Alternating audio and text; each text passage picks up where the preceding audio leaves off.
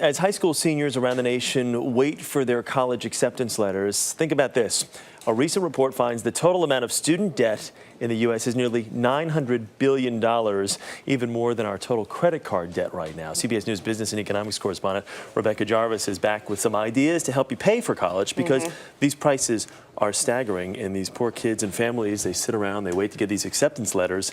The euphoria of you got into the school of your choice is quickly tamped down by the fact it's going to cost me about 30 grand a year, potentially. Yeah, and the first thing you need to do when you are faced with this is, if you haven't already, you must fill out the FAFSA. That's the free application for federal student aid. You go to the website fafsa.ed.gov, and that's where you fill it out. It is a first-come, first-served type of program. So for Pell Grants, for Stafford loans, for work study, this is what you're applying for through the FAFSA, and the first people to fill it out are the first people to get it.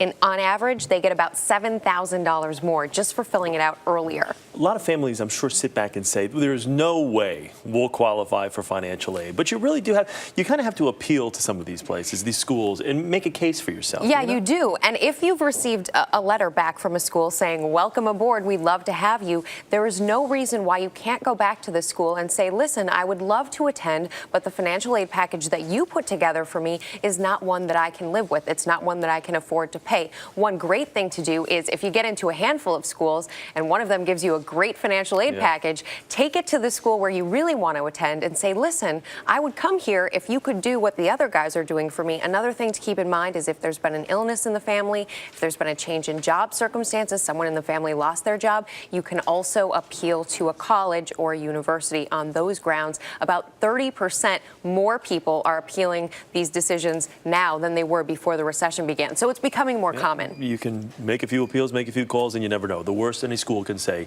is no. Yeah, and they're not going to say you can't come here because you called us up. All right, for parents who are still a few years away from having to deal with their kids' college educations, what would you recommend? One of the best things a parent can do a few years away from college is start paying down their credit card debt. And here's why. You pay off some of those high interest loans that you have outstanding, and all of a sudden you make your assets look a little bit smaller. Now, colleges, when they determine how much financial aid they're going to give, they look at those assets. So let's say you have inflated assets, but you also have a lot of outstanding debt. Well, all of a sudden, you're going to get a smaller financial aid package. If you get rid of some of those debts, you decrease your assets a little bit, but then all of a sudden you look better to a college, and they are more inclined to give you more money. Okay, so when it comes down to actually paying, better to dip into your nest egg, or do you go another route and maybe drop into that 401k or something along those lines? Never dip into the nest egg. If you can keep from dipping into the nest egg, you absolutely should not do it. So don't take money out of your 401k. Don't take it out of a Roth IRA or an IRA retirement account that you are holding off